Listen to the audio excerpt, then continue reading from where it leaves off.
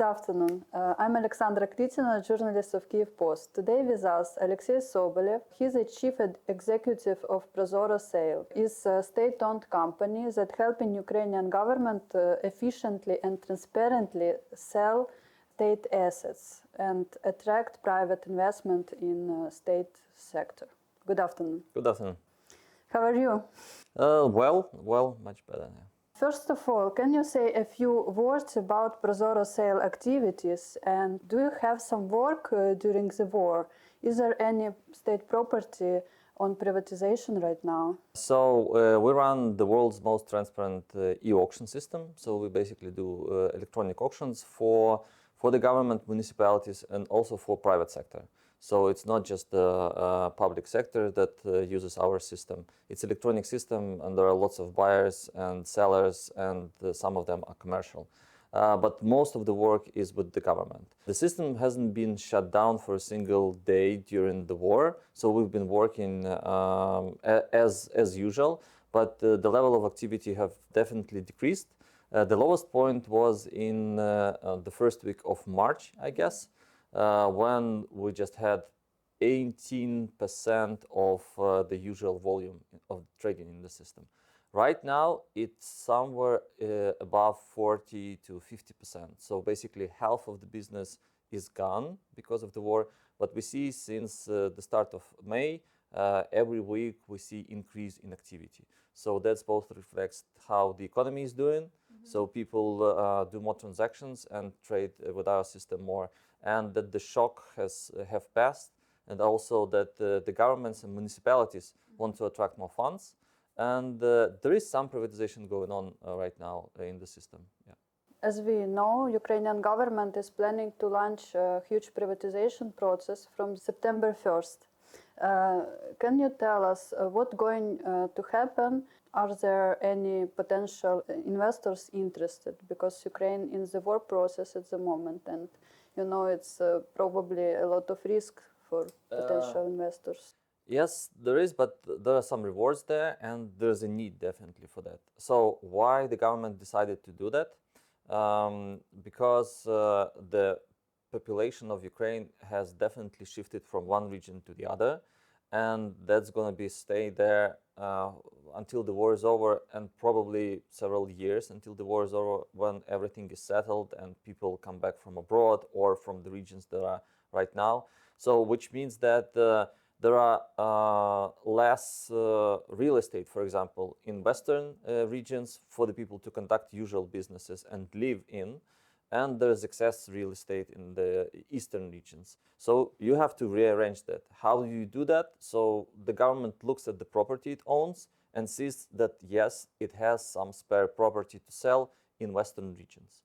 So that's kind of the whole framework of privatization, to get it out to business, so the business could do business there, people could live, earn money where they live right now. The second thing is that what we see right now in the system, in the statistics of privatization and other auctions happening, is that there is decrease of supply and decrease of demand. There are less bidders who buy property, but then there is less property that people are willing to sell right now.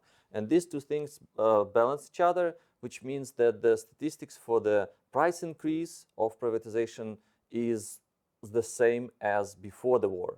So on average, if you put anything for sale, for privatization in Prozorro.Sale, the price would increase twofold, like 100% above the starting price. So that's the statistics we have right now, and that was the same amount before the war. So basically, if the government would be selling right now, there are no statistical expectations that it would receive lower prices than before. And the third thing is that you have inflation in this country and basically all across the Europe, right? And during inflation, what you need to have assets to safeguard your investments, your hryvnia, for example. And it is hard right now to buy currency to protect your hryvnia in volume. So some people who are stuck in hryvnia could invest in privatization real estate. So that's going to be the investors there. So we don't really think that there's going to be a problem with investors in these objects. The first thing is you need to get them out from the government. So you expect the local investors mostly, right? Yeah, but basically local investors were the basis of all privatization that Prozorro.Sale did. So, for example, just to give you a amount of how much we sold, last year we sold around 4.5 billion hryvnias of privatization. 2/3 came from the government and 1/3 came from the cities. So it's like municipal privatization. And this year, the whole privatization is just 1.3 billion. So, but the year is not over, but it's definitely much less. 95% of the investors were local investors, and the average check for privatization was 1 or 1.5 million hryvnias. So we're not talking, about like huge sums of money, like $1,000,000. We're talking about hundreds of thousands of dollars for average privatization project. So that's definitely in the reach of many Ukrainians all across the country, and that's our investor base. Yeah. Also, is this electronic auction? So what is about valuation for basic price? Yeah, the starting price is set as a book value price. So this asset is recorded in the books on some amount. It has no purpose just to get to the starting price. Why? Because the auction sets the price. Why the government did it that way for no valuation before? Because it costs money and time to do valuations. And as I said, the average check for a privatization object is hundreds of thousands of dollars. Like you would spend a couple thousand of dollars for every valuation. It just didn't make sense. And since the auction is transparent and you can't really manipulate it and you can't limit the competition there, so basically whoever comes and the price gets set. I guess the book value is less than market value for sure. Usually, yeah. So that's how I said, like on average, you could expect that the final price would be 2 times the starting price. So for some objects, sometimes you get the book value near the market price, and the final price, the selling price would be like 20% above the starting value. But for most of the auctions, on average, it would be twice as much. Yeah. There is also information about liquidation of huge number of state-owned enterprises. Do you think this decision of the government efficient? Yes, so we were involved in getting those companies to privatization. And what we know right now is that in Ukraine, there are 3,600 state-owned companies in the registries, and it is a lot, right? 1,200 are deemed to be non-working, non-operational. So for some, there are no directors there. They just the line in the registry. Something's going on there. Nobody knows, and you can't really find out, and the ministries don't know. So when the State Property Fund tried to get these directors of those companies on the line, the phones wouldn't be answered. There are no emails, etc. Okay. So but these companies are actually owned by the government. So but the government can't really control them because it doesn't know how to get it. So they should be liquidated, right? And whatever assets there are, I don't know, maybe some building or some machinery there, it's just much easier to get through like bankruptcy or liquidation auction than to get this whole process of privatizing the company that doesn't have director. You need to find director, you need to do a lot of paperwork to get it to privatization. So this is a good solution for the government to finally clean up this mess. Nobody wanted to touch this subject before because you're like the people who vote for politicians, they don't really care if like there are thousands of state companies that don't work. And the politician said, yeah, I cleared this mess. And the voters said, yeah, I don't care, sorry. But it's good that the government finally started to do that. Yeah, I think it could be even negative impact on politicians, like you shut down the Ukrainian enterprises and so on. Yes, 1,000 companies, but they weren't working at the first place. And the second one, the ones that were working, you weren't controlling. They were not government ones. They were privately owned and through bribes, and they worked for themselves. So this is much fairer and I guess transparent if we just liquidate them and sell whatever they have. Also, it's a lot of speculations about the discounts that going to represent government in this privatization process.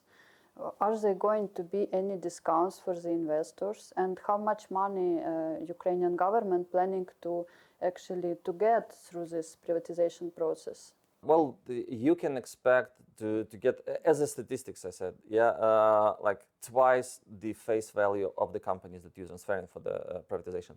How much does the government, can the government supply this year is the question for State Property Fund. What they told is they are ready like 100 or 200 objects. That is a lot. That is the amount that's been sold throughout the year, and they want to sell it through the last couple of months of the year. So that would be good. We will see how much it generates, because the sizes of the company could be different. But then regarding the discounts, how the process goes. It starts with the book value. Sometimes the book value are above the market price because they were old and the company or the real estate could be in a really poor shape. So nobody would show up on the auction.